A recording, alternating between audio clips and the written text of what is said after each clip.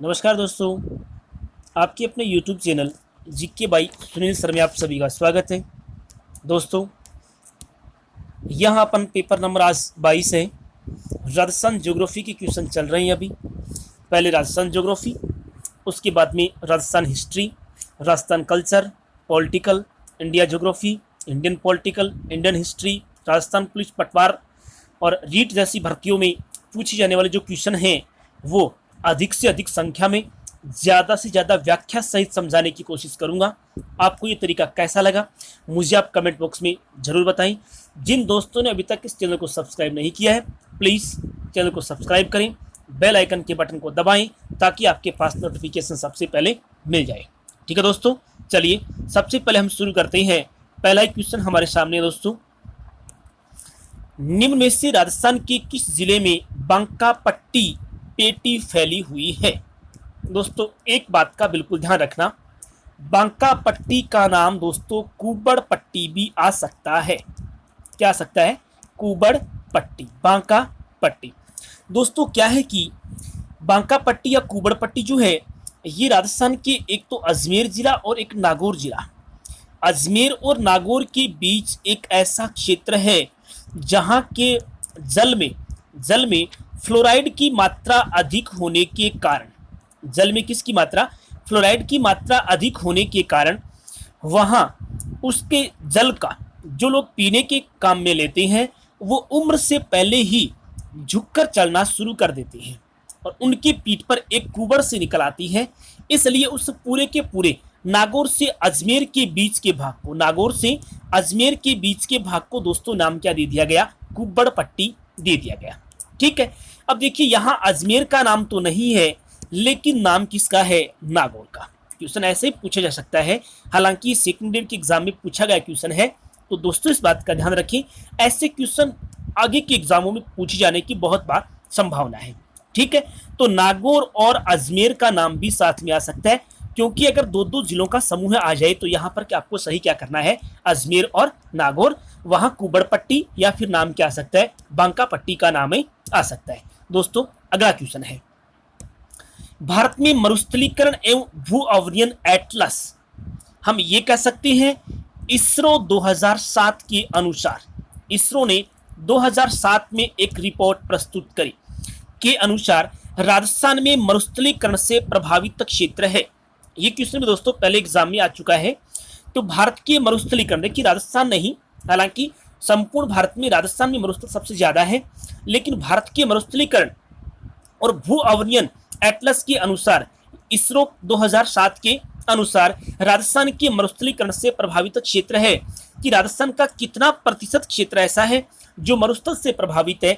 तो दोस्तों कितना प्रतिशत है? 67% है। कितना परसेंट है? 67। देखिए दोस्तों, यहाँ वो बात ध्यान में नहीं रखनी है आपको, वो बात ध्यान रखनी है कि कुल जो है पश्चिम का थार का जो मरुस्थल है वो 61% है। मतलब जो भौतिक विभाग जब राजस्थान के आप पढ़ते हो तो इतने में अरावली है, इतने में थार का मरुस्थल है, ये पूर्व का मैदान है, ये दक्षिण पूर्व का पठारी प्रदेश, वो बात नहीं है। यहाँ क्वेश्चन की भाषा समझने की कोशिश करें आप। क्वेश्चन क्या दिया है कि एक तो भारत के मरुस्थलीकरण और भू अवनयन एटलस यानी इसरो 2007 के अनुसार राजस्थान में मरुस्थलीकरण से प्रभावित क्षेत्र है, तो इस रिपोर्ट में बताया गया है कि ये कितना परसेंट है? ये 67% है। इस रिपोर्ट का आंसर पूछा गया कि उसने कितना बताया, तो उसने कितना बताया है? उसने 67% बताया है। ठीक है, चलिए दोस्तों अगला क्वेश्चन है, राजस्थान के निम्नांकित किन जिलों में से लाल लोमी मृदा पाई जाती है? दोस्तों, आज का अपना जो मुख्य टॉपिक है वो टॉपिक भी यही है, मृदाओं का टॉपिक है। कैसा टॉपिक है? मृदा का ही टॉपिक है। ध्यान रखना दोस्तों, लाल लोमी जो मृदा होती है ये लगभग कैसी होती है? लाल दोमट प्रकार की मृदा होती है। कैसी होती है? लाल दोमट प्रकार की मृदा। अब क्वेश्चन ये भी आ सकते हैं कि लाल दोमट प्रकार की मृदा कहाँ पाई जाती है या फिर लाल लोमी प्रकार की मृदा कहाँ पाई जाती है? दोस्तों, ये राजस्थान में पाई जाती है। कहाँ? ये राजस्थान का दक्षिण का जो राजस्थान है, ये दक्षिणी जो राजस्थान है, इस दक्षिण राजस्थान में उदयपुर, उसके बाद में डूंगरपुर, उसके बाद में बांसवाड़ा, प्रतापगढ़ और चित्तौड़गढ़ का ये कुछ क्षेत्र ऐसा है जहां पर किस प्रकार की मृदा पाई जाती है, जहां पर लाल दोमट या फिर हम क्या कह सकते हैं लाल लोमी प्रकार की मृदा कह सकते हैं। तो मैंने जिन जिलों के नाम उदयपुर, चित्तौड़, बांसवाड़ा, उदयपुर, बांसवाड़ा, डूंगरपुर, चित्तौड़गढ़, प्रतापगढ़ जो नाम बताए हैं, इनमें से अपने ऑप्शन में यही आया बांसवाड़ा और डूंगरपुर। ठीक है, तो राजस्थान में लाल लोमी प्रकार या लाल दोमट प्रकार की जो मृदा है वो कहां पाई जाती है, बांसवाड़ा और डूंगरपुर में पाई जाती है। अगला क्वेश्चन, राजस्थान की निम्न में से कौन सा क्षेत्र अत्यधिक नम है? देखो शुष्क नहीं पूछा है, अगर शुष्क का नाम आता तो हम ये कहते पश्चिम का मरुस्थल। अगर शुष्क का नाम आए तो क्या होगा, पश्चिम का मरुस्थल। लेकिन नम देखो, नम मतलब हम ये कह सकते हैं अर्द्र। नम का मतलब क्या कह सकते हैं, अर्द्र। कि निम्न में से कौन सा क्षेत्र, जिला नहीं पूछा, क्षेत्र पूछा कि कौन सा क्षेत्र है जो अर्द्र है। तो दोस्तों राजस्थान का जो हाड़ौती क्षेत्र है, क्योंकि झालावाड़ में सबसे ज्यादा वर्षा होती है, झालावाड़ है 12 है, उसके बाद में इधर चित्तौड़ प्रतापगढ़ वाला तो भाग है, तो यहाँ हाड़ौती जो क्षेत्र है, इस हाड़ौती क्षेत्र में वर्षा अधिक होती है, इसलिए वहां की जो जलवायु है वो किस प्रकार की पाई जाती है, नम प्रकार की जलवायु पाई जाती है। ठीक है, अगला क्वेश्चन, क्षेत्रफल की दृष्टि से राजस्थान का सबसे बड़ा कृषि जलवायु खंड कौन सा है? दोस्तों राजस्थान में एक टॉपिक आता है कृषि जलवायु खंड का जो टॉपिक आता है। ठीक है, यहाँ अपन देख सकते हैं कि केवल राजस्थान के भौतिक या प्राकृतिक प्रदेश या जलवायु प्रदेश नहीं पूछी है, यहाँ क्या पूछा गया है, यहाँ कृषि प्रदेश, कृषि जलवायु खंड पूछे गए हैं। ठीक है, तो क्षेत्रफल की दृष्टि से राजस्थान का सबसे बड़ा कृषि जलवायु खंड कौन सा है? तो राजस्थान का सबसे बड़ा कृषि जलवायु खंड कौन सा है? शुष्क पश्चिमी मैदानी खंड। कि पश्चिम का जो शुष्क का मरुस्थलीय क्षेत्र है वो कृषि के क्षेत्र में सबसे बड़ा क्षेत्र है, मतलब कृषि जलवायु खंड की दृष्टि से ये क्या है, सबसे बड़े क्षेत्र में शामिल इसे किया जा सकता है। दोस्तों ध्यान रखना, ये क्वेश्चन पटवारी 2015 की एग्जाम में आया हुआ है और बहुत महत्वपूर्ण क्वेश्चन है। ये राजस्थान अधीनस्थ सेवा चयन बोर्ड है, वास्तव में स्टैंडर्ड लेवल का पेपर बनाता है। ये आप तभी समझ पाएंगे जब आप किसी टॉपिक को गहराई से पढ़ते हो। अगला क्वेश्चन है, मिट्टी में खारापन व क्षारीयता की समस्या का समाधान है। मिट्टी में खारापन और क्षारीयता की समस्या, दोस्तों आपको पता होगा मृदा में पीएच मान होता है। क्या होता है? पीएच मान। ठीक है, पीएच मान मृदा में एक तो तटस्थ होता है। तटस्थ का मतलब तो ये है कि उसमें हम ये उदासीन मान कह सकते हैं उसका, कि ना तो मतलब पीएच मान जो है वो पीएच मान कितना है, 7 है। अगर मृदा का पीएच मान 7 है तो इसका मतलब वह मृदा है उपजाऊ है, या फिर वो मृदा क्या है, उदासीन है। या तो उपजाऊ है, फिर इसका मतलब क्या है, उपजाऊ, एक ही बात है। अगर दोस्तों पीएच मान दोस्तों 7 से कम है, अगर पीएच मान मृदा का किससे होता है, 7 से कम होता है, तो वह मृदा क्या होती है, वह मृदा अम्लीय होती है। वह मृदा क्या होती है, अम्लीय।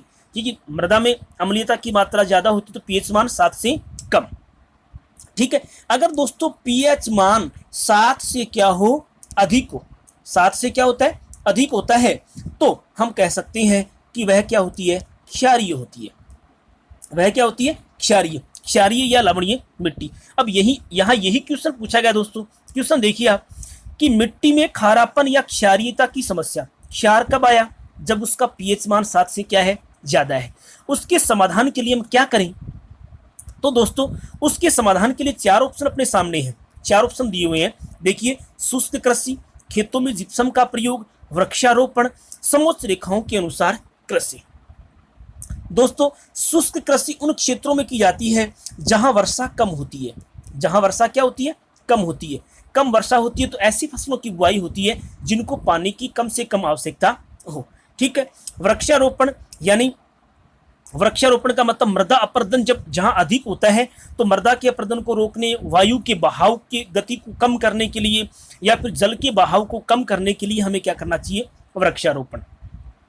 समोच्च रेखाओं के अनुसार कृषि, समोच्च रेखाएं जैसे भूमि जो है वो दोस्तों कैसी है, भूमि ढाल वाली है। भूमि कैसी है, मान लीजिए अगर भूमि ऐसे ढाल वाली है, अगर हम इस पर इस प्रकार से जुताई करते हैं तो निश्चित रूप से इस मृदा का अवनली का अपरदन क्या होगा, ज्यादा होगा।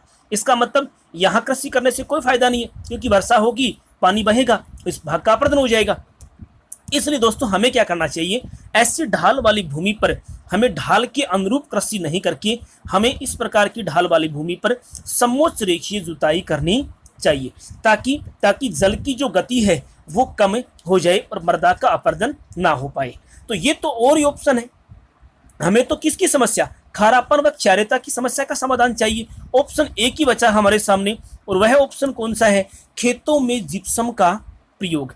कि वह भूमि जिसमें खारापन बढ़ गया, क्षारीयता बढ़ गई, तो उस भूमि में हमें किसका प्रयोग करना चाहिए, जिप्सम का प्रयोग करना चाहिए, ताकि उसकी क्षारीयता की समस्या क्या हो जाए, कम, और हमारी समस्या का क्या हो जाए, समाधान हो जाए।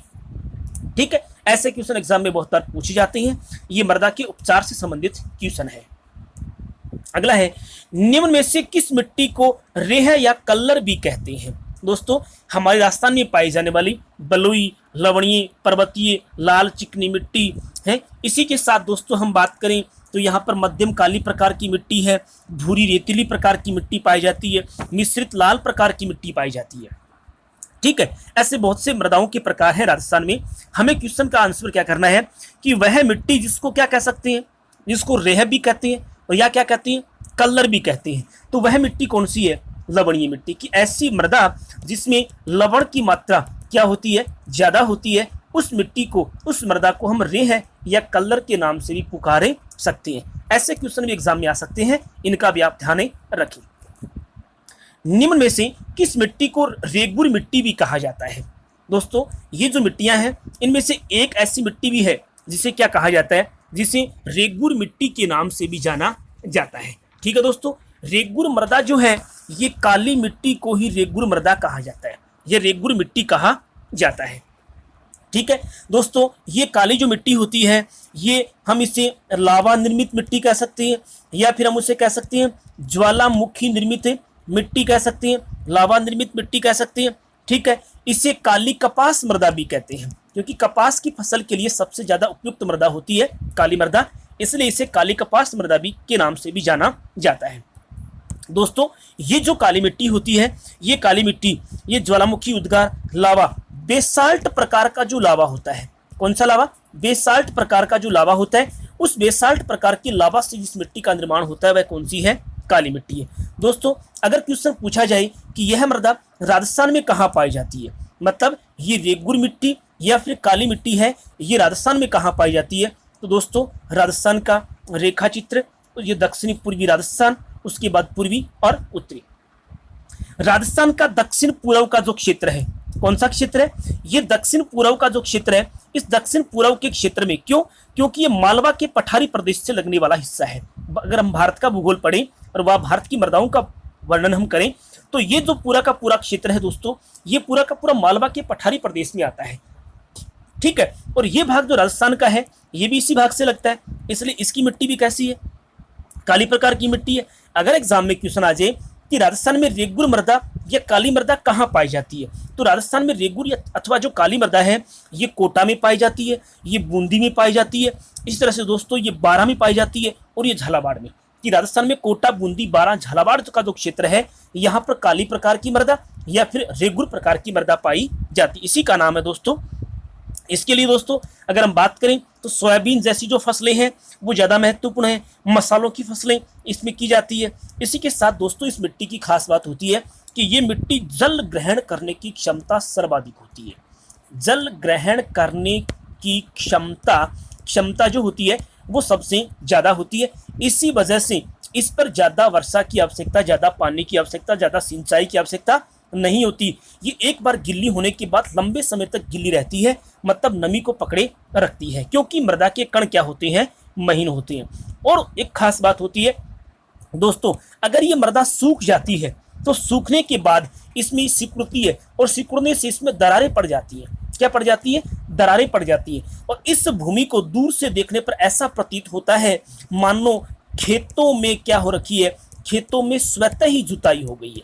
खेतों में क्या हो गई है, स्वतः ही जुताई हो गई है। ये क्वेश्चन कई बार एग्जाम में पूछा भी गया है कि निम्न में से कौन सी मृदा का प्रकार खेतों में स्वतः जुताई प्रतीत होता है, तो वह कौन सी है, काली मृदा है, क्योंकि सूखने पर इसमें क्या पड़ जाती है, दरारें पड़ जाती हैं। तो स्वतः जुताई वाली जो मिट्टी है वो भी कौन सी है, काली मिट्टी है। इसे काली कपास मृदा भी कहते हैं। ठीक है, इसे ज्वालामुखी वाली, लावा वाली, रेगुर मृदा के नाम से भी इसे जाना जाता है। अगला क्वेश्चन दोस्तों,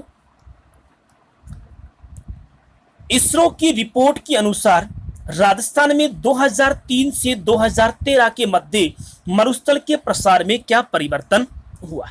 दोस्तों, इसरो ने एक रिपोर्ट प्रस्तुत करी, किससे संबंधित, राजस्थान में मरुस्थल के प्रसार से संबंधित। और रिपोर्ट में अध्ययन कब से कब तक किया, इसने अपनी रिपोर्ट में अध्ययन 2003 से शुरू किया और कब तक किया, 2013 तक। कब तक किया, 2013 तक। ये जो अध्ययन किया, इस अध्ययन में इसरो ने पाया, क्या पाया, कि राजस्थान में वास्तव में मरुस्थल का प्रसार हो रहा है, या फिर कमी आई है, या फिर वृद्धि आई है। क्योंकि मैंने ऑप्शन ऐसे बनाए, मरुस्थल के प्रसार में कमी आई है, मरुस्थल के प्रसार में वृद्धि हुई है, मरुस्थल के प्रसार में कोई परिवर्तन नहीं हुआ, बहुत अधिक वृद्धि हुई है। दोस्तों, ये ऑप्शन आपको क्या लग रहा है, इसरो ने 2003 से 2013 के बीच मरुस्थल के प्रसार पर एक रिपोर्ट तैयार की और पाया कि इस समय के बीच राजस्थान के मरुस्थल के प्रसार में क्या आई है, कमी आई है। लगभग 0.29% की क्या आई, कमी आई। हालांकि राजस्थान में पहले की बजाय, ये नहीं कि मरुस्थल का प्रसार रुक गया है, प्रसार रुका नहीं है, पहले प्रसार ज्यादा था, लेकिन अब धीरे धीरे पश्चिम के मरुस्थल में वृक्षारोपण, सिंचाई की सुविधाएं उपलब्ध होने के कारण मरुस्थल के प्रसार में क्या आई है, कमी, और लगभग 0.29% की क्या आई है, कमी दर्ज की गई है। ध्यान रखना, मरुस्थल के प्रसार में कमी दर्ज हुई, किसकी रिपोर्ट है, इसरो की रिपोर्ट के अनुसार, इंडियन स्पेस रिसर्च ऑर्गेनाइजेशन, ठीक है, भारतीय अंतरिक्ष अनुसंधान संस्थान के प्रयोग में। ठीक है, अगला क्वेश्चन है दोस्तों, क्या आपको पता है कि विश्व मरुस्थलीकरण रोकथाम दिवस कब मनाया जाता है। विश्व अगर क्वेश्चन आ जाए कि विश्व मरुस्थलीकरण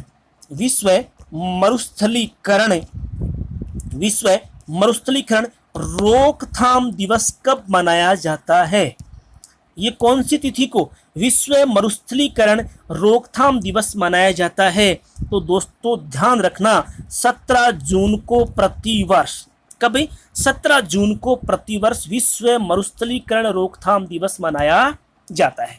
ठीक है, अगला क्वेश्चन है, मरु विकास कार्यक्रम राज्य के कितने जिलों में चलाया जा रहा है। केंद्र सरकार के द्वारा, दोस्तों ये जो कार्यक्रम है ये केंद्र सरकार के द्वारा चलाया जा रहा है, और पूछा गया है कि मरु विकास कार्यक्रम है ये राज्य के कितने जिलों में चल रहा है। देखिए दोस्तों, एक तो कौन है इस कार्यक्रम को चलाने वाला, राष्ट्रीय कृषि आयोग। एक तो कौन है, राष्ट्रीय कृषि आयोग। ठीक है, राष्ट्रीय कृषि आयोग की सिफारिश पर राज्य में 16 जिलों में मरु विकास कार्यक्रम संचालित हो रहा है। कितने जिलों में, राज्य के 16 जिलों में मरु विकास कार्यक्रम संचालित हो रहा है राष्ट्रीय कृषि आयोग की सिफारिश के आधार पर। ठीक है दोस्तों, इस कार्यक्रम को चलाने के लिए 75% अनुदान केंद्र सरकार देती है। कौन देती है, केंद्र सरकार। अब जो 25% दोस्तों रह गया है, ये 25% जो है वो कौन दे रहा है, ये 25% राज्य सरकारें दे रही है। कि ये जो मरु विकास कार्यक्रम संचालित किया जा रहा है, ये मरु विकास कार्यक्रम राष्ट्रीय कृषि आयोग की सिफारिश पर राजस्थान के 16 जिलों में चलाया जा रहा है। इसमें जो आर्थिक सहायता है वो 75% तो कौन देती है, केंद्र सरकार, और 25% कौन देती है, राज्य सरकारें देती है। अगला क्वेश्चन है दोस्तों, प्रधानमंत्री नरेंद्र मोदी ने राज्य के किस जिले से मृदा स्वास्थ्य कार्ड योजना का शुभारंभ किया गया। दोस्तों ध्यान रखना, प्रधानमंत्री नरेंद्र मोदी ने कब, फरवरी 2015 में राजस्थान के एक जिले से मृदा स्वास्थ्य कार्ड योजना की शुरुआत करी थी।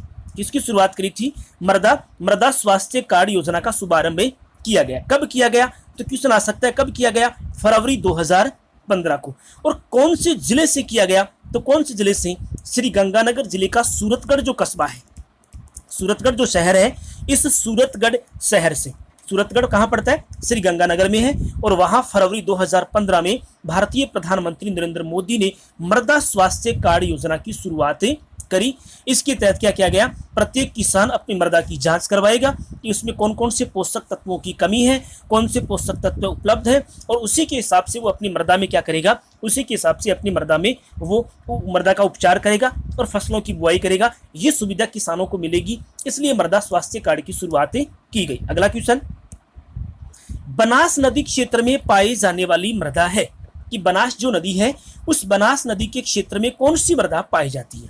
बहुत महत्वपूर्ण क्वेश्चन दोस्तों, ऐसे क्वेश्चन एग्जाम में अक्सर पूछे जाते हैं। तो बनास नदी जो क्षेत्र है वहां पर किस प्रकार की मृदा पाई जाती है, भूरी प्रकार की मृदा पाई जाती है। किस प्रकार की मृदा पाई जाती है, भूरी प्रकार की मृदा।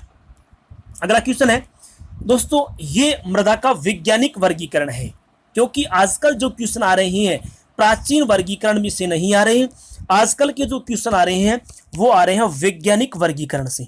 किससे आ रहे हैं, वैज्ञानिक वर्गीकरण से इस तरह के क्वेश्चन पूछे जा रहे हैं। देखो एरिडोसोल्स नाम क्या है, मृदा का नाम है एरिडोसोल्स। मृदा राज्य में पाई जाती है कि राज्य का कौन सा क्षेत्र ऐसा है जहां एरिडोसोल्स प्रकार की मृदा पाई जाती है। दोस्तों ये अपना जो पश्चिम का अर्ध शुष्क का जो क्षेत्र है, शुष्क अर्ध शुष्क क्षेत्र है, जैसे मरुस्थल में 12 जिले जो शामिल हैं, उन 12 जिलों के अधिकांश जिलों में किस प्रकार की मृदा पाई जाती है, एरिडोसोल्स प्रकार की मृदा पाई जाती है। जैसे चूरू है, सीकर है, झुंझुनू है, नागौर है, जोधपुर है, पाली है, जालोर है, जैसलमेर है, बाड़मेर है, आदि जिलों में कौन सी मृदा पाई जाती है, एरिडोसोल्स प्रकार की मृदा पाई जाती है। तो दोस्तों जालोर, जैसलमेर और बाड़मेर अपना यहाँ ऑप्शन सही होगा, क्योंकि आजकल वैज्ञानिक वर्गीकरण से क्वेश्चन बहुत ज्यादा पूछे जाते हैं। और मेरा मानना है कि जहां तक किसी भी पेपर में मृदा का क्वेश्चन अगर पूछा जाएगा तो 100% कौन से वर्गीकरण से पूछा जाएगा, वैज्ञानिक वर्गीकरण से पूछा जाएगा। ठीक है दोस्तों, इसी तरह से हम बात करें तो ये जयपुर जो है, दौसा है, अलवर है, इन जिलों में कौन सी प्रकार की, इन जिलों में अल्फीसोल्स प्रकार की मृदा पाई जाती है। कौन सी प्रकार की, अल्फीसोल्स प्रकार की मृदा इनमें पाई जाती है, जिनको हम साधारणतः जलोढ़ मृदा कह सकते हैं। अल्फीसोल्स को क्या कह सकते हैं, जलोढ़ प्रकार की मृदा कह सकते हैं। एरिडोसोल्स को हम बालू प्रकार की मृदा कह सकते हैं। क्या कह सकते हैं, बालू प्रकार की मृदा कह सकते हैं। इसी तरह दोस्तों अगर हम बात करें कि उदयपुर, कोटा, बूंदी का जो क्षेत्र है इसमें सभी प्रकार की मृदाएं, लेकिन कोटा, बारां, झालावाड़ जो है यहां पर वैसे हमने बात करी थी काली प्रकार की मृदा है। और दोस्तों काली प्रकार की मृदा को ही क्या बोला जाता है, वर्टिसोल्स बोला जाता है। क्या बोला जाता है, वर्टिसोल्स। काली मृदा को वर्टिसोल्स, जलोढ़ मृदा को अल्फीसोल्स। और इसी तरह से रेतीली जो मृदा है, बालू जो मिट्टी है, उसको कहा जाता है क्या, एरिडोसोल्स के नाम से जाना जाता है। वैज्ञानिक अध्ययन का बिल्कुल दोस्तों आप ध्यान रखें, इसमें से बहुत बार क्वेश्चन पूछ जाते हैं। राज्य के कोटा, बूंदी, बारां, झालावाड़ में पाए जाने वाला मृदा का प्रकार है। देखिए अभी मैंने थोड़ा पहले क्वेश्चन में आपको विस्तार से बता दिया था, इस क्वेश्चन का आंसर भी वही मिल गया आपको कि राज्य के कोटा, बूंदी, बारां, झालावाड़ में पाए जाने वाला मृदा का प्रकार है। दोस्तों यहां पर वैसे पाई जाती है काली प्रकार की मृदा। कौन सी मृदा पाई जाती है, काली प्रकार की मृदा पाई जाती है। और मैंने कहा था काली प्रकार की मृदा को क्या कहा जाता है, वर्टिसोल्स कहा जाता है। तो कोटा, बूंदी, बारां, झालावाड़ में वर्टिसोल्स प्रकार की मृदा पाई जाती है। अगर दोस्तों आप पूछना चाहें तो मैं आपको यहां बताऊंगा इनसेप्टिसोल्स प्रकार की मृदा।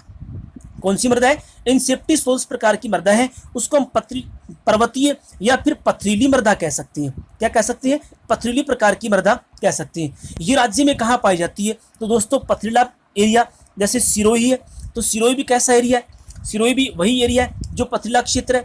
इस तरह से राजसमंद जो है, इस तरह से उदयपुर है, भीलवाड़ा है, ऐसे क्षेत्र, डूंगरपुर वाला जो क्षेत्र है, बांसवाड़ा वाला क्षेत्र है, उन क्षेत्रों में इनसेप्टिसोल्स प्रकार की मृदा पाई जाती है। वर्टिसोल्स हो ही गया आपका यहाँ, ठीक है। अगर अल्फीसोल्स की आप बात करें तो अल्फीसोल्स प्रकार की मृदा को हम कहते हैं जलोढ़ मृदा। क्या कहते हैं, जलोढ़ मृदा, ठीक है। और जलोढ़ जो मृदा है या अल्फीसोल्स प्रकार की मृदा है, ये राजस्थान में जो मैदानी क्षेत्र है, पूरव का मैदान जिसको अपन कहते हैं, इस पूरव के मैदान में जैसे जयपुर है, जयपुर, उसके बाद में जयपुर से लगता हुआ कौन है, दौसा है, इसी तरह अलवर है, इसी तरह भरतपुर है, ठीक है, सवाई माधोपुर है, करौली है, टोंक है। और नदियों वाला क्षेत्र जहां नदियां जलोढ़ लाकर जमा करती हैं, जैसे भीलवाड़ा से होकर नदियां बहती है, चित्तौड़गढ़ है, बांसवाड़ा से माही नदी है, ठीक है। उदयपुर से आयड नदी है। इस तरह की नदियां भी वहां जलोढ़ प्रकार की मृदा जमा करती है, जिनको हम क्या कहते हैं, अल्फीसोल्स प्रकार की मृदा कहते हैं। दोस्तों एक प्रकार रह गया एंटीसोल्स प्रकार की मृदा, किसे कहते हैं, तो एंटीसोल्स प्रकार की मृदा दोस्तों रेगिस्तानी मृदा होती है। क्या होती है, रेगिस्तानी प्रकार की मृदा होती है।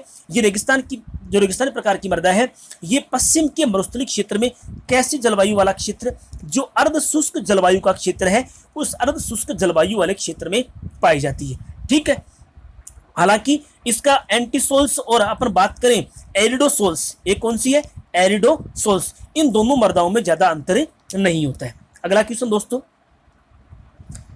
भूमि से लवणीयता की समस्या का समाधान है कि अगर भूमि में लवणीयता की मात्रा बढ़ गई, किसकी मात्रा बढ़ जाती है, लवणीयता की मात्रा बढ़ जाती है, तो हम उस भूमि को उपचारित करने के लिए किसका प्रयोग करेंगे, जिप्सम का प्रयोग, रॉक फास्फेट का प्रयोग, अधिक सिंचाई करेंगे या अवनाली का अपर्दन करेंगे। ठीक है। तो यहाँ दोस्तों आपको ध्यान रखना है, एक महत्वपूर्ण बात आपको यह ध्यान रखनी है, लवणीय मृदा का उपचार मैंने आपको थोड़ी देर नहीं बताया, क्षारीय मृदा का बताया था। अगर मृदा में क्षार की मात्रा बढ़ जाती है, यानी क्षारीयता की समस्या आ जाती है, तो हम किसका प्रयोग करते हैं, जिप्सम का प्रयोग करते हैं। किसका प्रयोग करते हैं, जिप्सम का प्रयोग।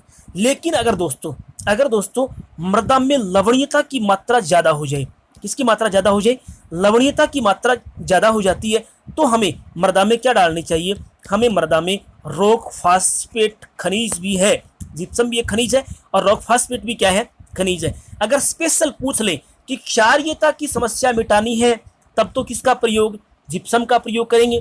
अगर लवणीयता की समस्या मिटानी है तो हमें किसका प्रयोग करना है, हमें रॉक फास्फेट का प्रयोग ही करना है। तो इस बात का आप ध्यान रखिए दोस्तों। अधिक सिंचाई उपचार नहीं होता, अधिक सिंचाई से मृदा में लवणीयता और क्षारीयता की मात्रा बढ़ती है, ये परिणाम है, अधिक सिंचाई का ये परिणाम है, ज्यादा सिंचाई से ये परिणाम। जैसे राजस्थान के हनुमानगढ़ गंगानगर में इस तरह की है, क्योंकि यहाँ पर सिंचाई, भारत के पंजाब हरियाणा में इस तरह की समस्याएं हैं, क्योंकि वहां मृदा में ज्यादा सिंचाई होने की वजह से लवणीयता और क्षारीयता की मात्रा बढ़ गई है।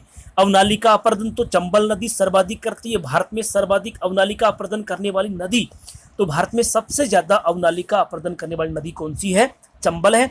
तो चंबल जो नदी है वो क्या करती है, सर्वाधिक अवनाली का अपर्दन करती है, भूमि पर जगह जगह खड्डे से बना देती है और भूमि क्या हो जाती है, बंजर, कृषि योग्य नहीं रह पाती। दोस्तों आज के लिए सिर्फ इतना ही। आपको ये क्वेश्चन कैसे लगे मुझे कमेंट बॉक्स में जरूर बताएं। जिन दोस्तों ने अभी तक चैनल को सब्सक्राइब नहीं किया है वो प्लीज चैनल को सब्सक्राइब करें, लाइक करें और शेयर करें। Thank you. जय हिंद।